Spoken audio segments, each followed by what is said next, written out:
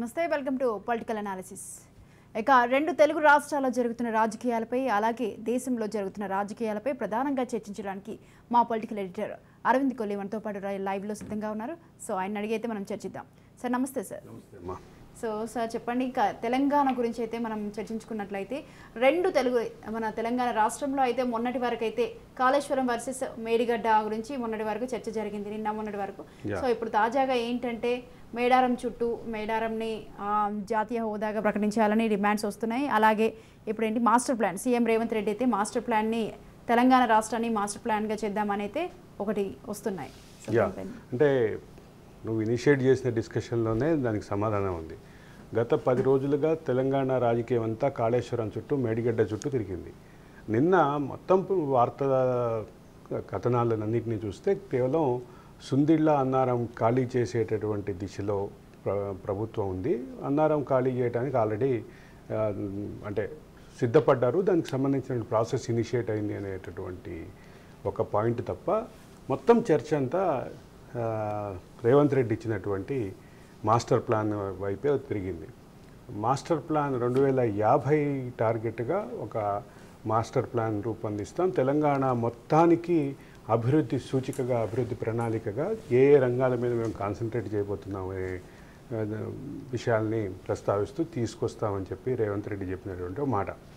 దీని మీద కాస్త విస్తృతమైనటువంటి చర్చ జరిగింది. 2020 విజన్ 2020 పేరు మీద 2020 టార్గెట్గా గతంలో చంద్రబాబు చేపట్టినటువంటి master plan, Hyderabad master plan కానీ, అదే సందర్భంలో విజన్ 2020 పేరు మీద తీసుకొచ్చినటువంటి పాలసీ డాక్యుమెంట్ కానీ, ఆ తర్వాత రాజశేఖర్ రెడ్డి దాన్ని కంటిన్యూ చేయటం కానీ, ఆ తర్వాత దాన్ని కేసీఆర్ పాలనలో తప్పుదారి పట్టించారు, అభివృద్ధి మొత్తాన్ని అభివృద్ధికి అర్థాలు మార్చారు అనేటటువంటి విషయాన్ని కానీ, వీటన్నిటినీ గత 2 రోజులుగా నిన్న రేవంత్ రెడ్డి ఇనిషియేట్ చేసిన డిస్కషన్ తోటి చర్చలోకి వచ్చినాయి.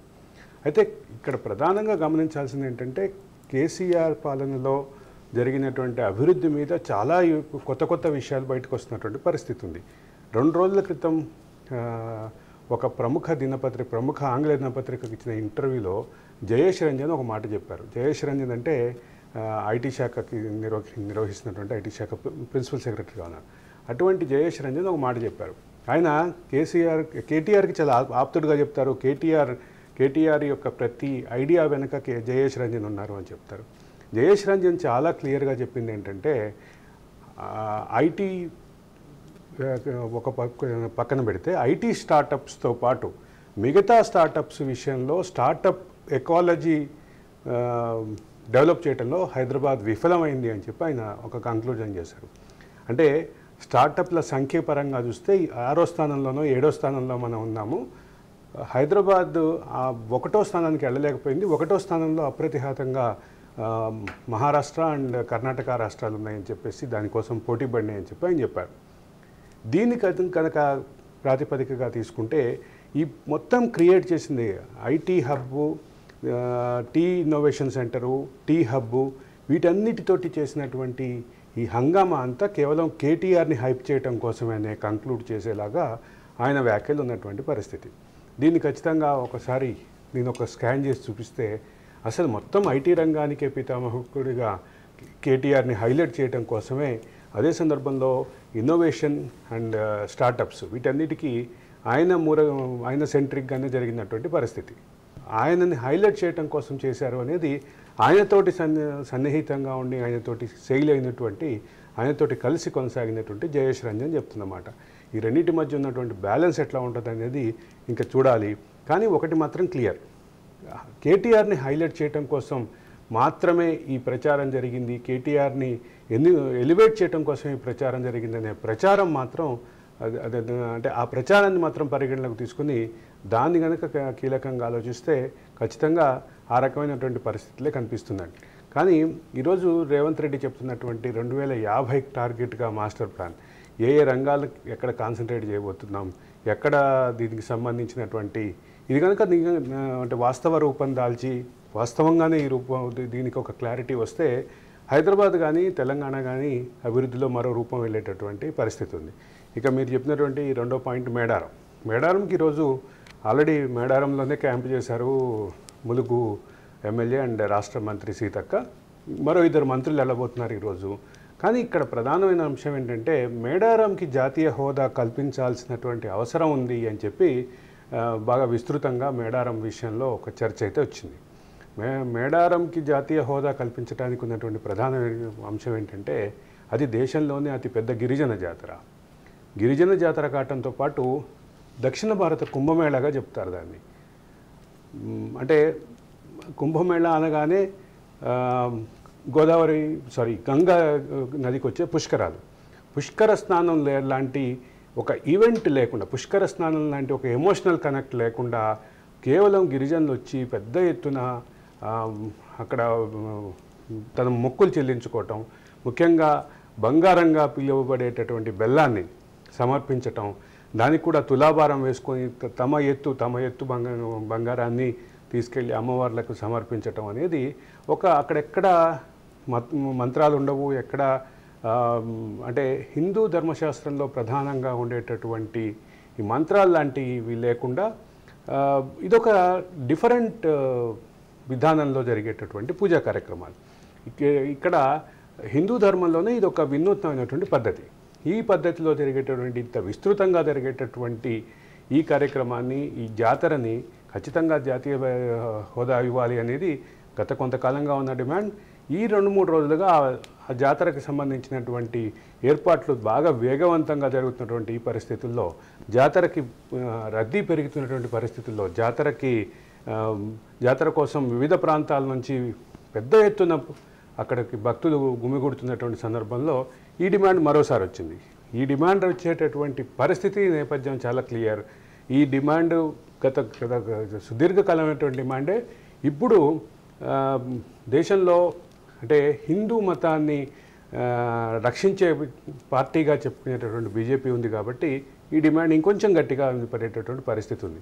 తర్వాత ఇంకొక డిమాండ్ నిన్న వచ్చినటువంటిది పసుపు బోర్డుకు సంబంధించినటువంటి వారు. పసుపు బోర్డు కూడా అంటే పసుపు బోర్డు విషయంలో తుమ్మల నాగేశ్వరరావు ప్రకటన, రాష్ట్ర వ్యవసాయ శాఖ మంత్రి తుమ్మల నాగేశ్వరరావు ప్రకటన, ఈ పసుపు బోర్డుకు సంబంధించి ఏ రకమైనటువంటి డైరెక్షన్ తీసుకుంటారు, పసుపు బోర్డుకు సంబంధించినటువంటి అంటే సుదీర్ఘకాలమైనటువంటి డిమాండు. అదే సందర్భంలో దేశంలోనే ఒక ప్రధాన పసుపు పండించే ప్రాంతమైనటువంటి నిజామాబాద్, అదే సందర్భంగా వరంగల్, ఈ రెండు వరంగల్లో ఉన్నటువంటి కేసముద్రం అతిపెద్ద పసుపు మార్కెట్గా ఉంది. నిజామాబాద్ అతిపెద్ద పసుపు పండించేటటువంటి ప్రాంతంగా ఉంది. ఈ 2 తెలంగాణలో ఉన్నాయి కాబట్టి ప్రధానమైనటువంటి డిమాండ్ ఏంటంటే ఇక్కడ మన నిజామాబాద్లో పసుపు బోర్డు, నేషనల్ స్పైసెస్ బోర్డు ఏదో ఇచ్చారు, అది కాదు పూర్తి స్థాయిలో పసుపు బోర్డు రావాల్సిన అవసరం ఉంది అని చెప్పేసి తుమ్మల నాగేశ్వరరావు చేసినటువంటి ప్రకటన. దీని చుట్టూ ఉన్నటువంటి వివాదం, దీని చుట్టూ ఉన్నటువంటి డిమాండ్లు ఇవన్నీ మాత్రం ఖచ్చితంగా కీలకమైనటువంటి డిమాండ్లుగానే భావించాలి. అలాగే సార్, నిన్నైతే అగ్నిమాపక శాఖలో అయితే 1000 పోస్టులను భర్తీ చేయడానికి అయితే త్వరలో విడుదల చేయబోతున్నాం అనేది ఒక నోటిఫికేషన్ విడుదల చేశారు సీఎం రేవంత్ రెడ్డి సర్కార్. సో అది ఎప్పుడు విడుదల చేశారు ఏంటి అనేది అంటే అగ్నిమాపక శాఖలో 1000 పోస్టులు ఖాళీలు ఉన్నాయని చెప్పేసి ఒక క్లారిటీకి వచ్చారు. నిన్న అగ్నిమాపక శాఖకి సంబంధించిన ఫైర్ సర్వీసెస్కి సంబంధించిన కమాండ్ కంట్రోల్ ప్రారంభోత్సవం సందర్భంగానే 2050కి సంబంధించినటువంటి మాస్టర్ ప్లాన్ రేవంత్ రెడ్డి చెప్పడం జరిగింది. రేవంత్ రెడ్డి చెప్పే ఈ క్రమంలోనే మాట్లాడే ఈ క్రమంలోనే ఫైర్ సర్వీసెస్కి సంబంధించినటువంటి డిమాండ్స్, ఫైర్ సర్వీసెస్కి సంబంధించినటువంటి నియామకాలు, వీటన్నిటి గురించి మాట్లాడినటువంటి పరిస్థితి ఉంది. ఇక్కడ చాలా క్లియర్గా చెప్పింది ఏంటంటే పోలీస్ శాఖకి పోటీగా, పోలీస్ శాఖకి ధీటుగా అంటే ఫైర్ సర్వీసెస్, విపత్తుల నివారణ ఫైర్ సర్వీసెస్ శాఖని మేము తయారు చేస్తామని చెప్పారు. దాన్ని 1000 పోస్టులకి సంబంధించినటువంటి పూర్తి క్లారిటీ త్వరలోనే ఇస్తామని ముఖ్యమంత్రి చెప్పారు కాబట్టి ఆ త్వరలో ఎప్పుడు వస్తుందో అనేది చూడాల్సినటువంటి పరిస్థితే ఉంది స్వాతి. ఓకే, అలాగే సార్ ఇంకా మనము ఏపీ రాజకీయాల విషయానికి వస్తే మాత్రం ఏపీలో నిన్న జగన్మోహన్ రెడ్డి రాప్తాడు సభలో అయితే కొన్ని విమర్శలు చేయడం జరిగింది. సైకిల్ని బయటికి పంపించేద్దాం, గ్లాస్ని సింక్లో ఉంచేద్దాం అని అయితే కొన్ని విమర్శలు చేయడం జరిగింది. సో వాళ్ళైతే మొన్న రీసెంట్గా అయితే చొక్కా మడత పెట్టి జగన్ సర్కార్ వాళ్ళు అన్నారు. సో దానికి తోడుగా అయితే నారా లోకేష్ కూడా దానికి ధీటుగా కొన్ని విమర్శలు చేయడం, మేము కుర్చీ మడత పెట్టి అని తనన్నారు. సో మన జగన్మోహన్ రెడ్డి ఏమంటున్నారంటే కుర్చీ మడత పెట్టడానికి వాళ్ళ దగ్గర కుర్చీయే లేదు అని అలా ఎలా అంటారని దానిపైన కొన్ని జరిగినాయి. మొత్తం మీద ఆంధ్రప్రదేశ్ రాజకీయాల్లో మాటల వేడి అయితే పెరిగింది, బాగా తీవ్రమైనటువంటి సినిమా డైలాగులు బాగా ముందుకొచ్చేసినాయి. ఇక్కడ ప్రధానంగా గమనించాల్సింది ఏంటంటే చొక్కా మడతపెట్టి అని జగన్మోహన్ రెడ్డి అనగానే కుర్చీ మడతపెట్టి అని చెప్పి లోకేష్ నుంచి కౌంటర్ వచ్చింది. ఈ రెండు సినిమా డైలాగులే. ఈ రెండు సినిమా డైలాగులు ఇట్లా ఉంటే తెలంగాణ రాష్ట్రంతో పోలిస్తే ఆంధ్రప్రదేశ్ రాష్ట్రంలో సహజంగానే సినిమా డైలాగులు చుట్టూ రాజకీయం తిరిగేటటువంటి పరిస్థితి అయితే గత కొంతకాలం నుంచి ఉంది. కానీ ఈసారి మాత్రం కొంచెం ట్రెండింగ్ డైలాగులని ఒకవైపు లోకేష్ వాడుతున్నారు, ఇంకోవైపు జగన్మోహన్ రెడ్డి వాడుతున్నారు. ఈ రెండిటితో పాటు అసలు సినిమా రంగం నేపథ్యం ఉన్నటువంటి పవన్ కళ్యాణ్ కూడా తన యాత్ర ప్రారంభించబోతున్నారు. రెండు జిల్లాలు, రెండు గోదావరి జిల్లా, పాత ఉభయ గోదావరి జిల్లాల సంబంధించినటువంటి యాత్ర షెడ్యూల్ అయింది, ఫైనల్ అయింది. ఆయన హెలికాప్టర్ ల్యాండింగ్కి పర్మిషన్ ఇవ్వని కారణంగా, పర్మిషన్ దొరకని కారణంగా 3 రోజుల క్రితం రద్దయినటువంటి యాత్ర ఆయనకు సంబంధించినటువంటి పూర్తి షెడ్యూల్ క్లియర్గా ముందుకు వచ్చింది. అయితే రెండు జిల్లాల్లో, ఉభయ గోదావరి జిల్లాలు రెండిట్లో, అంటే పాత ఉభయ గోదావరి జిల్లాల రెండిట్లో పవన్ కళ్యాణ్ ప్రభావం, పవన్ కళ్యాణ్ పార్టీ ప్రభావం చాలా బలంగా ఉంటుంది అనేటటువంటి ఒక రాజకీయపరమైనటువంటి చర్చ ఉంది. ఆ రాజకీయపరమైనటువంటి చర్చకి ప్రాతిపదిక కూడా క్లియర్గా ఉంది. గత ఎన్నికల్లో గణనీయమైనటువంటి ఓట్లు పొందినటువంటి నియోజకవర్గాలు ఆ ప్రాంతంలోనే ఉండటం, ఆ ప్రాంతంలోనే జనసేనకి కాస్త ఎక్కువ ఓట్లు రావటం కూడా గమనించాల్సినటువంటి విషయం. ఈ మొత్తం చర్చలో కీలకంగా ఉన్నటువంటి పవన్ కళ్యాణ్ యాత్ర, అదే సందర్భంలో లోకేష్ శంఖారావం పేరిట ఉత్తరాంధ్రలో పర్యటిస్తున్నారు. సిద్ధం సభల పేరిట ముఖ్యమంత్రి జగన్మోహన్ రెడ్డి వివిధ ప్రాంతాల్లో పర్యటిస్తున్నటువంటి, వివిధ ప్రాంతాల్లో సభలు ఏర్పాటు చేస్తున్నటువంటి పరిస్థితి ఉంది. ఈ ముగ్గురు ఇట్లా ఉంటే చంద్రబాబు కూడా ఎన్నికల సభలు నిర్వహిస్తున్నారు. మొత్తం మీద 3 పార్టీలు ప్రధానంగా ఎన్నికలని టార్గెట్ చేసుకుని ముందుకెళ్ళిపోతున్నాయి. ఎన్నికల దగ్గరకు వచ్చేస్తున్నాయి, వాళ్ళు ప్రచారంలో ముందుకెళ్ళిపోతున్న పరిస్థితి ఉంది. ఈ మొత్తంలో సినిమా డైలాగుల పాత్ర, ట్రెండింగ్ డైలాగులు సినిమాల్లో కానీ సోషల్ మీడియాలో కానీ ట్రెండింగ్ డైలాగులు ఏవైతే ఉన్నాయో వాటిని తీసుకుని వాటితోటి ఖచ్చితమైనటువంటి ప్రచారం ముందుకు పోతున్నటువంటి పరిస్థితి ఉంది. ఇక్కడ ప్రధానంగా గమనించాల్సింది ఏంటంటే ఒకళ్ళు మాట్లాడిన మాటకి ఇంకో పక్క నుంచి కూడా గట్టి కౌంటర్ వస్తుంది. నిన్న లోకేష్ మాటలకి చాలా క్లియర్గా జగన్మోహన్ రెడ్డి కౌంటర్ ఇచ్చిన పరిస్థితి ఉంది. జగన్మోహన్ రెడ్డి అంతకుముందు చొక్కా మడత పెట్టాను, కానీ నా లోకేష్ వచ్చేసి కుర్చీ మడత పెట్టి అని చెప్పి దాని కుర్చీని కూడా తీసుకొచ్చి సింబాలిక్గా చూపించినటువంటి పరిస్థితి ఉంది. కుర్చీ మడత పెట్టి అనేటటువంటి ఒక సోషల్ మీడియాలో ట్రెండింగ్ డైలాగ్ని తర్వాత త్రివిక్రమ్ శ్రీనివాస్ తన సినిమాలో పాటగా పెట్టడం, ఆ పాట కూడా పాపులర్ అవ్వటం, వీటన్నిటితోటి కుర్చీ మడత పెట్టే దానికి కీలకమైన పరిస్థితి వచ్చింది. అయితే ఈ కుర్చీ మడత పెట్టి అని లోకేష్ అనగానే దానికి కౌంటరు ఈరోజు జగన్మోహన్ రెడ్డి దగ్గర నుంచి వచ్చింది. జగన్మోహన్ రెడ్డి కుర్చీ మడతపెట్టి అనే మాట్లాడుతున్న లోకేష్ని టార్గెట్ చేస్తూ మీకు కుర్చీయే లేదు కదా, మిమ్మల్ని జనం కుర్చీ నుంచి దింపేశారు కదా, ఇంకెక్కడ కుర్చీ మడత పెడతారు అనేది ఆయన ఇచ్చినటువంటి కౌంటర్. అదే సందర్భంలో అంటే లోకేష్, చంద్రబాబు, పవన్ కళ్యాణ్ ముగ్గురిని టార్గెట్ చేసి ఆయన జగన్మోహన్ రెడ్డి మాట్లాడుతున్నటువంటి పరిస్థితి ఉంది. ఇది జనంలో ఆకట్టుకుంటుందా, జనాల దగ్గర నుంచి ఓట్లు రాలుస్తుందా? ఇప్పుడు చేసినటువంటి ఎన్నికల్లో కొత్త ప్రయోగాలు, కొత్త అభ్యర్థుల ట్రాన్స్ఫర్లు, ఇవన్నీ ప్రయోగాలు సక్సెస్ అవుతాయా లేదా అనేది మాత్రం రాజకీయ చిత్రం మీద చూడాలి, రాజకీయ రంగం మీద చూడాలి. కానీ ఒక పక్క మాత్రం చాలా క్లియర్గా ఇటు లోకేష్ నుంచి కానీ పవన్ కళ్యాణ్ నుంచి రాబోతున్నాయి. దీనికి కౌంటర్ ఎట్లా వస్తుందో చూడాలి. గ్లాసును సింక్లోనే పడేయండి అన్న అంటే జగన్మోహన్ రెడ్డి ప్రకటనని ఏ రకమైనటువంటి కౌంటర్ ఇస్తారో పవన్ కళ్యాణ్ చూడాల్సిన పరిస్థితి. సహజంగానే సినిమా వారు కావటం, సినిమా నేపథ్యం నుంచి వచ్చిన నాయకుడు కావటం, సినిమా నేపథ్యం నుంచి వచ్చిన నాయకుడితో పాటు ఇంకొక ప్రధానమైన అంశం ఏంటంటే పవన్ కళ్యాణ్ డైలాగ్స్కి విపరీతమైన ఫ్యాన్స్ ఉంటారు. పవన్ కళ్యాణ్ ఏదన్నా అంటే ఇటువంటి డైలాగ్ వాడితే అది ఇంకా రీచబిలిటీ ఎక్కువ ఉంటుంది. వీళ్ళందరికంటే రీచబిలిటీ ఎక్కువ ఉంటుంది. ఎందుకు అంటే ఆయన సినిమా నేపథ్యం నుంచి వచ్చినటువంటి వ్యక్తి. ఆయన సినిమాల్లో డైలాగులు ఇటువంటి కొంచెం పాపులర్ డైలాగ్స్ ఉన్నాయి. ఆ పాపులర్ డైలాగ్స్ని 2019 ఎన్నికల్లో కూడా ఆయనకు ఓట్లుగా మార్చలేదేమో కానీ డైలాగులు మాత్రం విపరీతమైనటువంటి పాపులారిటీ తీసుకొచ్చినాయి. ఆయన మాట్లాడినటువంటి డైలాగులు చాలా బలంగా వెళ్ళినాయి జనంలోకి. కాబట్టి ఇవన్నీ ఎట్లా ఉంటాయి అనేది రాజకీయ రంగంలో చూడాల్సిందే, రాజకీయ చిత్రం మీద చూడాల్సిందే. కానీ ఎన్నికల వేడి బాగా పెరిగింది, ఎన్నికల వాతావరణం బాగా పెరిగింది. దేశంలో ఎన్నికలు రాబోతున్నటువంటి నేపథ్యంలో ఆంధ్రప్రదేశ్లో మాత్రం మాటల వేడి, డైలాగ్స్ వేడి అన్ని రాష్ట్రాల కంటే ఎక్కువ ఉందనే చెప్పాల్సినటువంటి పరిస్థితి ఉంది. రెండు పార్టీలు, రెండు కూటములు, ఒక పక్క ఉన్నటువంటి తెలుగుదేశం జనసేన కూటమి, మరో పక్క ఉన్నటువంటి జగన్మోహన్ రెడ్డి వైసీపీ పార్టీ. వీళ్ళిద్దరు డైలాగ్ ఇట్లా ఉంటే అసలు ఇంకో పక్క ఇంకొక క్యాంపెయినర్ నుంచి డైలాగ్స్ బాగా గట్టిగా వినిపిస్తున్నాయి. షర్మిల అసలు ఎక్కడా రాజీ పడకుండా ఇటు చంద్రబాబుని ఇరికించే ప్రోగ్రాం జరుగుతోంది. అంతకంటే ఎక్కువ చంద్రబాబు మీద దాడి కంటే తన సొంత అన్న వైసీపీ అధినేత ముఖ్యమంత్రి జగన్మోహన్ రెడ్డి మీద డైలాగ్ వారే చేస్తుంది. ఆవిడ ప్రతి చోట డైలాగులతోటి చాలా బలంగా వెళుతున్నటువంటి పరిస్థితి, బలంగా వాయిస్ వినిపిస్తూ వెళుతున్నటువంటి పరిస్థితి. ఆవిడని జనం ఆదరిస్తారా, ఎవరిని ఏ రకమైనటువంటి జనం ఆదరణ ఉంటుంది అనేది మాత్రం చూడాల్సింది.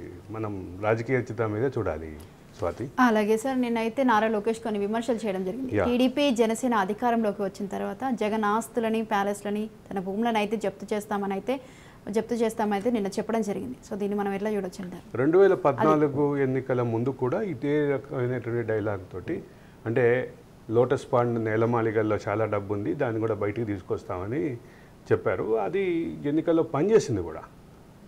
అటు పవన్ కళ్యాణ్ కానీ ఇటు చంద్రబాబు కానీ చేసినటువంటి ఆ ప్రచారం జనాన్ని దగ్గరికి వెళ్ళింది, జనాన్ని రీచ్ అయింది. దానికి సంబంధించిన రిజల్ట్ కూడా చూసాం మనం. అయితే ఆ తర్వాత జరిగినటువంటి రాజకీయ దీంట్లో అంటే ఆ రకమైనటువంటి ఇనిషియేటివ్ ఎక్కడ జరగలేదు. అదే సందర్భంలో జగన్మోహన్ రెడ్డి మీద పాత కేసులు కూడా అంటే విచారణకు సంబంధించినటువంటి వేగం లేదు అనేటటువంటి విమర్శ ఉంది. వీటన్నిటి నేపథ్యంలో ఒక విషయం మాత్రం చాలా క్లియర్. ఇవి రాజకీయపరమైనటువంటి మాటలుగానే మిగిలే పరిస్థితి అయితే ఖచ్చితంగా ఉంది. ఎవరు చేసినా చంద్రబాబు 5 లక్షలు 6 లక్షల కోట్లు దోచేశారు, ఇవన్నీ బయటికి తీసుకొస్తామని కూడా జగన్మోహన్ రెడ్డి చెప్పినటువంటి పరిస్థితి ఉంది. ఇవి ఈ రకమైనటువంటి ఆరోపణలు ఖచ్చితంగా ఎన్నికల్లో ఓట్లు మిగులుస్తాయి తప్ప ఇవి ఆచరణ రూపం వచ్చేటటువంటి విషయం ఎంతవరకు ఉంటుంది అనేది చూడాలి. ఈ ఆరోపణలకి శాంటిటీలు ఇవన్నీ కూడా మనం ప్రశ్నించలేం. అవి ప్రశ్నార్థకమే. ఎందుకంటే ఈ ఆరోపణ చేసావా, ఆరోపణకు కట్టుబడి ఉంటావా అని క్రాస్ చెక్ చేసేటటువంటి అవకాశం ఎక్కడ అంటే ఇంకోటి ఏం తెలుసంటే రాజకీయ విమర్శలకు కానీ రాజకీయ హామీలకు కానీ దాన్ని చెక్ పెట్టేటటువంటి, దాన్ని చెక్ చేసేటటువంటి మెకానిజం ఎక్కడా లేని పరిస్థితి అయితే క్లియర్గా ఉంది స్వాతి. అలాగే సార్, ఇప్పటి వరకు అయితే ఇంకో విషయం ఏంటంటే ఉమ్మడి ఏపీని విభజించి ఇప్పటి వరకు అయితే 10 ఏళ్ళు పూర్తయినా కానీ కేంద్రం విభజన హామీని అయితే ఇప్పటి వరకు పూర్తి చేయలేదని మాజీ ఎంపీ ఉండవెల్లి అరుణ్ కుమార్ అనడం జరిగింది.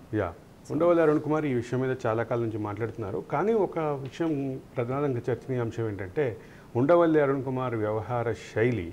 ఆయన అంటే ఒక పక్క కేంద్రానికి ఆయనకి బీజేపీ తోటి జెనెటికల్ వార్ ఉంది. ఆయన కాంగ్రెస్ వాది, కరడుగట్టితే కాంగ్రెస్ పార్టీకి 10 సంవత్సరాల క్రితం, దాదాపు 10 సంవత్సరాలు అయింది ఆయన రాజీనామా చేసి బయటకు వచ్చినప్పటికీ ఆయన కరడుగట్టిన కాంగ్రెస్ వాదిగానే చెప్పుకుంటారు. కాంగ్రెస్ యొక్క ఫిలాసఫీని గట్టిగా నమ్ముతాను నేను అని కూడా చెప్తారు ఆయన. బీజేపీ యొక్క ఫిలాసఫీకి ఆయన బద్ధ వ్యతిరేకంగా తనకు తానే చాలా క్లియర్గా చెప్పుకున్నటువంటి వ్యక్తి. అదే సందర్భంలో బీజేపీ ఎన్నికల హామీలని, అంటే బీజేపీ ఒకవైపు ఎన్నికల హామీలను నెరవేర్చలేదు, రెండో వైపు 2014 ఆంధ్రప్రదేశ్ పునర్వ్యవస్థీకరణ చట్టం ద్వారా ఆంధ్రప్రదేశ్ రాష్ట్రానికి వచ్చినటువంటి హక్కుల్ని హానర్ చేయట్లేదు అని చెప్పి ఆయన పోరాటం చేసిన వ్యక్తి. అసలు వీటన్నిటికంటే ప్రధానమైనటువంటి అంశం ఏంటంటే 2014 ఆంధ్రప్రదేశ్ పునర్వ్యవస్థీకరణ చట్టాన్నే ఆయన సుప్రీంకోర్టులో సవాల్ చేసినటువంటి వ్యక్తి. సుప్రీంకోర్టులో ఆయన స్వయంగా వాదించారు ఆ కేసు. ఆయన స్వయంగా అడ్వకేట్ కూడా, ఆయన ఆ కేసు వాదించారు. ఆ కేసు వాదించిన సందర్భంగా కూడా ఆయన అదే మాట చెప్పారు. ఆంధ్రప్రదేశ్ పునర్వ్యవస్థీకరణ చట్టం యొక్క చట్టబద్ధంగా మారేటటువంటి క్రమాన్ని ఆయన ప్రశ్నించారు. అంటే అది అటువంటి ఫైనాన్స్ బిల్లుని ఓట్ ఆఫ్ వాయిస్, అంటే మూజువాణి ఓటుతోటి ఆమోదించటం అనేటటువంటి ప్రక్రియను ఆయన వ్యతిరేకించారు. ఆంధ్రప్రదేశ్ పునర్వ్యవస్థీకరణ చట్టం అనేటటువంటి ఫైనాన్స్ బిల్ అది అని ఆయన వాదన. ఫైనాన్స్ బిల్లు, దాంట్లో ఫైనాన్షియల్ మ్యాటర్స్ ఉన్నాయి, నిధుల పంపకానికి సంబంధించిన మ్యాటర్స్ ఉన్నాయి. నిధుల పంపకానికి సంబంధించిన మ్యాటర్స్తో పాటు కొన్ని చట్టబద్ధమైనటువంటి హామీలు ఉన్నాయి. ఇది మొత్తం యొక్క అంటే ఈ మొత్తం ప్రాసెస్లో ఆయన ప్రధానంగా ప్రశ్నించింది ఏంటంటే ఈ ఫైనాన్స్ బిల్ని మూజువాణి ఓటుతోటి ఎట్లా ఆమోదిస్తారు, ఓట్ ఆఫ్ డివిజన్ జరగాల్సిందే అని పట్టుపట్టారు. అయితే అది చివరి సెషన్లో చివరి సమావేశం చివరి రోజు కాబట్టి ఆ అవకాశం దక్కలేదు. రాజ్యసభలో కూడా ఆయన ఆ బిల్లు ఆమోదం పొందిన విధానాన్నే ప్రశ్నిస్తూ ఆయన సుప్రీంకోర్టులో కేసు దాఖలు చేశారు. ఆ కేసు ఇంకా విచారణ జరుగుతూ ఉంది. కానీ ఆయన మాత్రం ఆయన వ్యవహార శైలి ఇవన్నీ ఒక పక్కన పెడితే బీజేపీ మీద ఎందుకు విమర్శలు చేస్తున్నారంటే ఆయన చాలా క్లియర్గా చెప్పారు, బీజేపీ ఫిలాసఫీకి నేను వ్యతిరేకం, నేను పక్కా కాంగ్రెస్ వాదిని, కరడుగట్టిన కాంగ్రెస్ వాదిని, కాంగ్రెస్తో రాజకీయ విభేదం ఉండి ఆయన దూరంగా ఉన్నారేమో కానీ కాంగ్రెస్ యొక్క ఐడియాలజీకి దూరం కాలేదు అని చాలా సందర్భాలు చెప్పారు. కాంగ్రెస్ ఐడియాలజీ మనిషిగా, కాంగ్రెస్ ఐడియాలజీని హోల్డ్ చేసే మనిషిగా, రిప్రజెంట్ చేసే మనిషిగా కాంగ్రెస్ రాజకీయంగా దూరం అయినప్పటికీ ఆయన బీజేపీతో ఉన్న వైరాన్ని అట్లాగే కొనసాగిస్తున్నటువంటి పరిస్థితి ఉంది. రాజకీయ వైరం ఇన్ ద సెన్స్ ఐడియాలజికల్ డిఫరెన్స్ని. అదే సందర్భంలో ఆయన ఖచ్చితంగా ఆ క్రమంలోనే చేస్తున్నటువంటి విమర్శలు ఉన్నాయి. అదే సందర్భంలో మరోవైపు ఇంకొక ప్రధానమైనటువంటి విమర్శ ఉంది. ఆయన ఎన్నికల హామీలు కూడా ప్రశ్నిస్తున్నారు. ఎన్నికల హామీలు, బీజేపీ ఎన్నికల హామీలు ఇచ్చినటువంటి విషయాన్ని కూడా బీజేపీ పట్టించుకోలేదు అని చెప్పి చాలా గట్టిగా మాట్లాడుతున్నటువంటి వాళ్ళలో ఆయన ఒకడు. అయితే ఇక్కడ ఆంధ్రప్రదేశ్ రాజకీయాలకు వచ్చేసరికి ఆంధ్రప్రదేశ్ రాజకీయాల్లో ఆయన మాట్లాడుతున్న మాటలు ఎవరికి ఉపయోగపడేలాగా మాట్లాడుతున్నాడు అనేది ఆయన మీద ప్రధానంగా ఉన్న విమర్శ. ఆయన మాట్లాడేది జగన్మోహన్ రెడ్డిని రక్షించడానికి, జగన్మోహన్ రెడ్డి ఇబ్బంది పడ్డప్పుడు జగన్మోహన్ రెడ్డికి సంబంధించినటువంటి ఆ ఇబ్బందిని తొలగించడానికి, టాపిక్ డైవర్ట్ చేయడానికి వచ్చే వ్యక్తిగా తెలుగుదేశం విమర్శిస్తుంది. అదే సందర్భంలో ఆయన్ని వైసీపీ కూడా ఓన్ చేసుకునే పరిస్థితి ఉంది. ఆంధ్రప్రదేశ్ రాజకీయాల్లో ఉండవల్లి అరుణ్ కుమార్ ఈ రెండు వర్గాలకి చెందని వ్యక్తిగా భావిస్తున్నారు. మరి ఇదే సందర్భంలో ఇంకోటి కూడా ఉన్నాయి. బీజేపీకి వ్యతిరేకంగా ఒక స్పీడ్గా వెళ్ళే క్రమంలో అప్పటి ముఖ్యమంత్రిగా ఉన్నటువంటి చంద్రబాబు తన టర్మ్ చివరికి వచ్చేసరికి బీజేపీ మీద బాగా స్పీడ్గా వెళ్ళే క్రమంలో ఉండవల్లి అరుణ్ కుమార్ని కూడా పిలిచి మాట్లాడినటువంటి పరిస్థితి ఉంది. ఆయన అదే చెప్తుంటాడు ఆయన రెగ్యులర్ ఇంటర్వ్యూల్లో, పర్సనల్ ఇంటరాక్షన్స్లో కూడా. నేను ఇంతవరకు జగన్మోహన్ రెడ్డిని ఎప్పుడో మా ఇంటికి వచ్చినప్పుడు కలిశాను, ఆ తర్వాత కలవలేదు, ముఖ్యమంత్రి అయినాక అసలు కలవలేదు. కానీ చంద్రబాబు మాత్రం పిలిచి నాతో మాట్లాడి కాఫీ తాగిచ్చి పంపించాడు. చాలా అంటే ఇంటరాక్టివ్గా చర్చ జరిగింది మా మధ్య. బీజేపీకి వ్యతిరేకంగా వెళ్లాల్సిన అవసరాన్ని గట్టిగా చెప్పాను అని చెప్పి ఆయన చెప్పారు. ఈ మొత్తం దీంట్లో ఆయనని ఇది రెండు పార్టీలు ఓన్ చేసుకునే పరిస్థితి అయితే ఉంది. వైఎస్ రాజశేఖర రెడ్డికి అత్యంత సన్నిహితులుగా ఉన్నటువంటి చాలామంది ఈరోజు జగన్మోహన్ రెడ్డికి దూరమైనటువంటి వాళ్ళు ఉన్నారు. వాళ్ళల్లో ఈరోజు ఉండవల్లి అరుణ్ కుమార్ కూడా ఒకరిగా భావించాలి. అలాగే సార్, ఇంకొక విషయం, ఉత్తరాంధ్రతో అయితే ఈరోజు జనసేనాని పవన్ కళ్యాణ్ జనసేన నేతలతో అయితే నిన్నటి సమావేశంలో జరగాల్సిన సమావేశాన్ని అయితే ఈ రోజుకైతే వాయిదా పడింది. సో ఆయన అయితే ఈరోజు వారి కార్యకర్తలతో అయితే ఒక్కొక్కరితో విడివిడిగా భేటీ కావాల్సి వస్తుంది.